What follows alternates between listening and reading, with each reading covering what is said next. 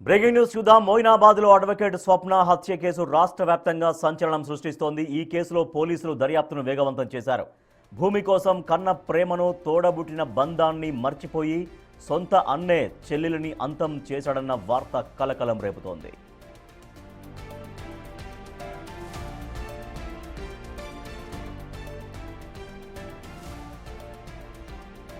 స్వప్న తల్లి వెంకటమ్మ ఆరోపణల ప్రకారం స్వప్నను ఆమె అన్న రాజు, అతడి అనుచరులు దారుణంగా హత్య చేశారు. ఇప్పటికే ప్రధాన నిందితుడు రాజుతో పాటు అతడికి సహకరించిన వీరేశం అనే వ్యక్తిని పోలీసులు అదుపులోకి తీసుకున్నారు. అయితే ఈ హత్యలో మొత్తం 3 వ్యక్తులు పాల్గొన్నారని స్వప్న తల్లి ఆరోపిస్తున్నారు. నిందితులను తాను నేరుగా చూశానని, వారిని గుర్తుపట్టగలనని ఆమె పోలీసులకు వాంగ్మూలం ఇచ్చారు.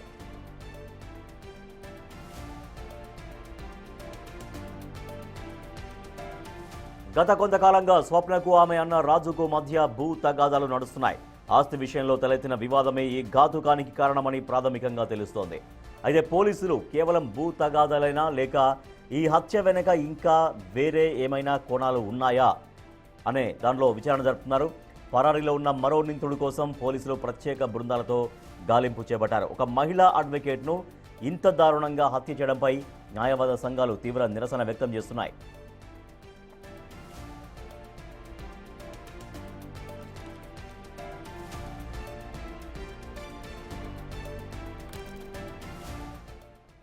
రైట్, మొయినాబాద్లో న్యాయవాదిగా ఉన్నటువంటి స్వప్నని సొంత అన్నే హత్య చేశాడని స్వయంగా తల్లి ఆరోపణ చేస్తోంది.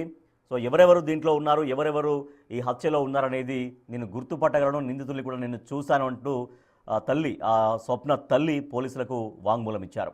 సో సొంత అన్నే స్వప్నను చంపించాడు అన్నటువంటి కోణంలో పోలీసులు దర్యాప్తు చేస్తున్నారు. సో ఆ కోణం ఉందా, ఇంకా మరెవరైనా ఉన్నారా, మరేదైనా వేరే కోణం ఉందా ఈ హత్యకు అనే దానిపైన పోలీసులు ఆరా తీస్తున్నారు. మా ప్రతినిధి అనిల్ మరింత సమాచారం అందిస్తారు. అనిల్, ప్రాథమికంగా భూ తగాదాల విషయమే ఈ హత్యకు దారి తీసిందని చెబుతున్నారు.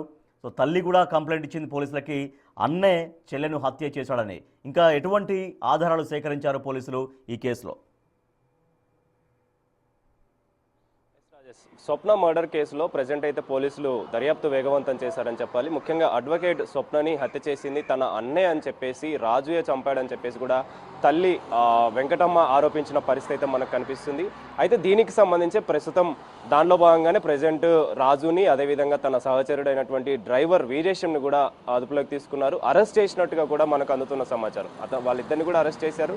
వాళ్ళిద్దరిని కూడా విచారిస్తే మరిన్ని వివరాలు బయటకు వస్తాయి, మరిన్ని ఆధారాలు బయటకు వస్తాయి. అదేవిధంగా నిందితులు ఇంకెవరైనా ఉన్నారా అనే కోణంలో కూడా ప్రజెంట్ దర్యాప్తు చేస్తున్నారు. కాబట్టి తన తల్లి చెప్తున్న వివరాల ప్రకారం హత్య చేసే క్రమంలో రాజుతో పాటు మరికొంతమంది ఉన్నారని చెప్తాడు. మొత్తం 3 ఉన్నారని చెప్పేసి కూడా ఆమె చెప్పడం జరిగింది. అదేవిధంగా పోలీసులకి వాంగ్మూలం ఇచ్చింది. అయితే వాంగ్మూలంలో రాజు పేరు లేకపోయినా కానీ 3 వ్యక్తులు మాత్రం వచ్చారని చెప్పేసి ఆమె కన్ఫామ్గా చెప్పడం జరిగింది. కాబట్టి ఆ 3 వ్యక్తుల్లో ప్రజెంట్ రాజుని అదుపులోకి తీసుకున్నారు, అరెస్ట్ చేశారు. రాజుతో పాటు వీరేష్ని కూడా అరెస్ట్ చేశారు.